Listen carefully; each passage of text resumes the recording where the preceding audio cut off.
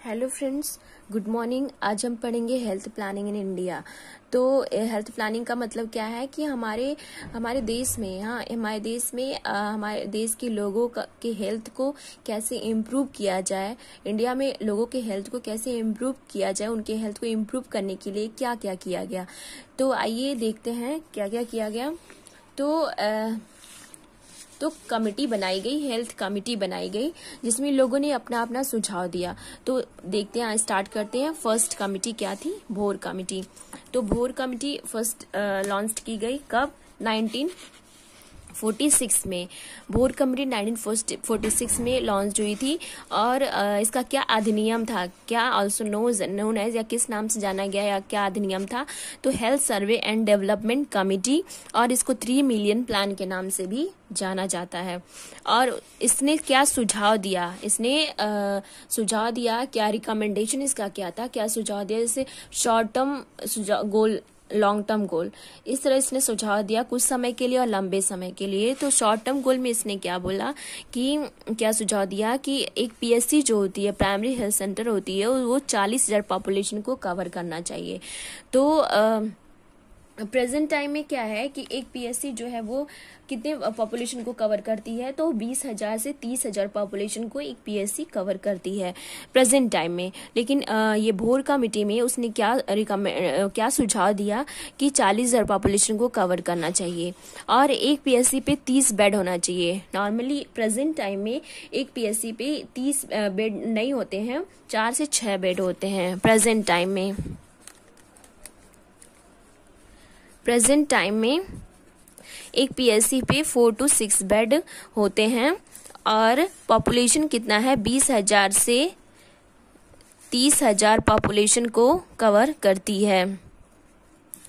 तो एक पीएससी, उसने क्या सुझाव दिया है कि एक पीएससी 40,000 पॉपुलेशन को कवर करना चाहिए और 30 बेड होना चाहिए एक पीएससी पे। लेकिन प्रेजेंट टाइम में एक पीएससी 20 से 30,000 पॉपुलेशन को कवर करती है और बेड कितने होते हैं एक पीएससी पे? 4 से 6 बेड होते हैं। और हिली एरिया पे 20 होता है और प्लेन एरिया पे 30 होता है।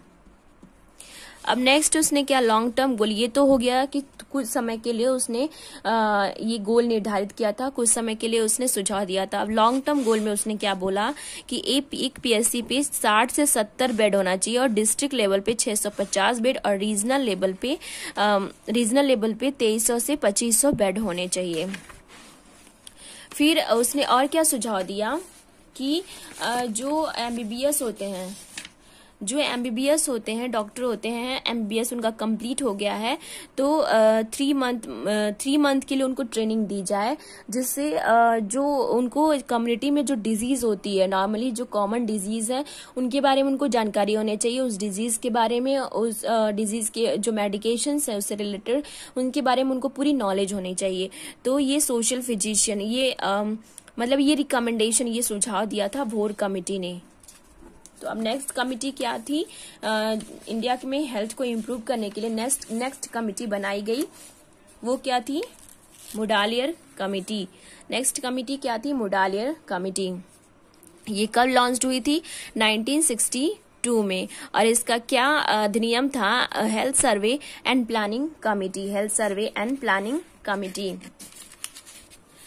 अब देखते हैं इसने सुझाव क्या दिया था। सुझाव इसने ये दिया था कि एक पीएससी पे 40,000 पॉपुलेशन, एक पीएससी जो 40,000 पॉपुलेशन को कवर करना चाहिए। तो हमने फर्स्ट कमेटी जो थी भोर कमेटी, इसमें भी हमने यही पढ़ा कि भोर कमेटी में भी उसने यही सुझाव दिया था कि 40,000 पॉपुलेशन को एक पीएससी कवर करना चाहिए।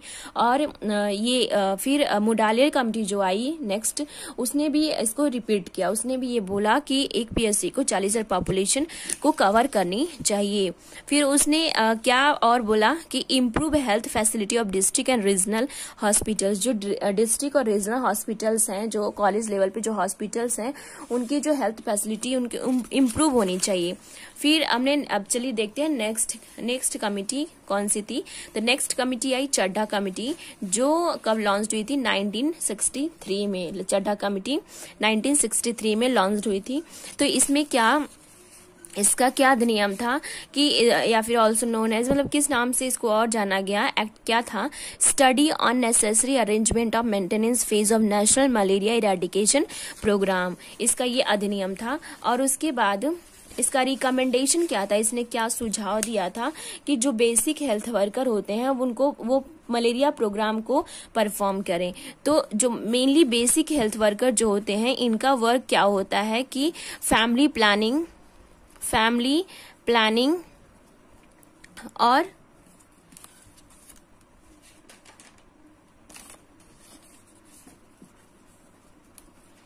वैक्सीनेशन एंड वाइटल स्टैटिस्टिक्स, ये 3 काम इनके होते हैं। तो ये जो चड्ढा कमेटी थी उसने क्या सुझाव दिया कि जो बेसिक हेल्थ वर्कर हैं वो अपने इन तीनों काम को करने के साथ साथ ये मलेरिया प्रोग्राम जो होते हैं उनको भी परफॉर्म करें। और फिर बेसिक हेल्थ वर्कर जो हैं उनको 10,000 पॉपुलेशन को कवर करना चाहिए, जो बेसिक हेल्थ वर्कर हैं उनको 10,000 पॉपुलेशन को कवर करना चाहिए।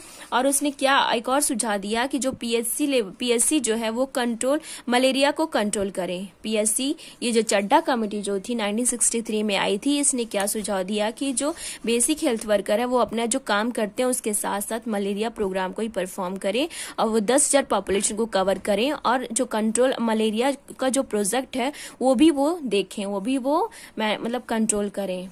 एक पीएससी जो है वो मलेरिया प्रोजेक्ट को भी कंट्रोल करें। फिर आइए देखते हैं नेक्स्ट कमिटी क्या थी हेल्थ को इम्प्रूव करने के लिए। नेक्स्ट कमिटी हमने क्या पढ़ा, Bhore committee, Mudaliar committee and Chadha committee. फिर नेक्स्ट देखते हैं नेक्स्ट कमिटी कौन सी थी, मुखर्जी कमिटी। मुखर्जी कमिटी कब आई थी, लॉन्च हुई थी 1965 टू 1966 में। दोनों सन में ये थी, 1965 टू 1966 तक थी ये मुखर्जी कमिटी। और इसका कोई अधिनियम नहीं था। इसने क्या सुझाव दिया, इसने ये दिया कि malaria and family planning programme जो है वो should be control by separate staff. तो अभी पिछले में हमने क्या पढ़ा चड्ढा कमेटी में कि जो बेसिक हेल्थ वर्कर वो अपने काम के साथ साथ वो ये उसको मलेरिया प्रोग्राम को भी मैनेज करे, कंट्रोल करे। तो मुखर्जी कमेटी ने क्या सुझाव दिया कि malaria and family planning programme, जो बेसिक हेल्थ वर्कर हैं वो जो हेल्थ वर्कर हैं वो मलेरिया को कंट्रोल करने के लिए, मलेरिया प्रोग्राम को परफॉर्म करने के लिए अलग स्टाफ होने चाहिए और फैमिली प्लानिंग को परफॉर्म करने के लिए अलग स्टाफ होने चाहिए। ये मुखर्जी कमेटी ने सुझाव दिया। फिर नेक्स्ट क्या उसने बोला कि malaria programme should be control bye district level. तो हमने क्या इसने मुखर्जी कमेटी ने क्या सुझाव दिया कि जो मलेरिया प्रोग्राम है वो डिस्ट्रिक्ट हॉस्पिटल द्वारा कंट्रोल करना चाहिए। तो उसने क्या सुझाव दिया था, पिछली कमेटी में हमने क्या पढ़ा, चड्ढा कमेटी में उसने क्या बोला था कि ये जो मलेरिया प्रोग्राम है वो मलेरिया का जो प्रोजेक्ट है वो पीएससी द्वारा कंट्रोल किया जाना चाहिए। और इसमें मुखर्जी कमेटी ने अपना क्या सुझाव दिया कि जो मलेरिया का प्रोग्राम है वो डिस्ट्रिक्ट हॉस्पिटल द्वारा कंट्रोल किया जाना चाहिए। तो सबने अपना अलग अलग सुझाव दिया, हर कमेटी ने अपना अलग अलग सुझाव दिया इंडिया में उसके हेल्थ को इम्प्रूव करने के लिए। आइए अब नेक्स्ट देखते हैं नेक्स्ट कमिटी, जंगल वाला कमिटी कब लॉन्च हुआ था, 1967 में। जंगल वाला कमिटी 1967 में लॉन्च हुआ था। और इसका क्या अधिनियम था, committee on integration of health service. और इसने क्या सुझाव दिया, प्रिवेंट प्रैक्टिस, जो प्राइवेट हॉस्पिटल में जो प्रैक्टिस की जाती है उसको नहीं होना चाहिए और प्रैक्टिस नहीं करना है। Common seniority should be there, और सीनियरिटी वहाँ होना चाहिए। और इक्वल वर्क इक्वल पे, तो जो जितना काम करता है उसके अकॉर्डिंग उनको उतना पे मिलना चाहिए। जो ज्यादा काम करता है उसको ज्यादा पे मिलना चाहिए, जो कम काम करता है उसको कम पे मिलना चाहिए। तो कहीं ऐसा होता है कुछ लोग ज्यादा काम करते हैं पर उनका पेमेंट कम होता है, पर कुछ लोग कम काम करते हैं फिर भी उनका पेमेंट ज्यादा होता है। तो ऐसा नहीं होना चाहिए, जो जितना काम करता है उसके काम के अनुसार ही उसको पेमेंट मिलना चाहिए। फिर नेक्स्ट हमने उसने क्या सुझाव दिया कि एक्स्ट्रा क्वालिफिकेशन एक्स्ट्रा पे। तो उसने ये भी सुझाव दिया कि जिनके पास जितना क्वालिफिकेशन, अगर ज्यादा क्वालिफिकेशन है उनको उसका पेमेंट भी ज्यादा होना चाहिए। ये हमने पढ़ा जंगल वाला कमिटी। अब नेक्स्ट देखते हैं नेक्स्ट कमिटी क्या थी, उसने क्या सुझाव दिया। नेक्स्ट कमिटी थी करतार सिंह कमिटी। करतार सिंह कमिटी में क्या कब लॉन्च हुआ था? करतार सिंह कमिटी 1973 में करतार सिंह कमिटी लॉन्च किया गया था। और इसका क्या अधिनियम था? Committee on multipurpose worker under family planning. Committee on multipurpose worker under family planning. और इसने क्या सुझाव दिया? इसका क्या रिकमेंडेशन था? और क्या रिकमेंडेशन था ये देखते हैं कि जो एएनएम होती हैं, एएनएम जो स्टाफ नर्स होती हैं, उनको फीमेल हेल्थ वर्कर के नाम से जाना जाए, फीमेल हेल्थ वर्कर कहा जाए। और ऑल बेसिक हेल्थ वर्कर, जितने भी बाकी बेसिक हेल्थ वर्कर्स हैं, उनको female health male health worker के नाम से जाना जाए। और एक पीएससी जो है वो 15 से 16 सब सेंटर्स को कवर, मतलब एक पीएससी के अंडर 15 से 16 सब सेंटर होने चाहिए, इसने ये बोला। और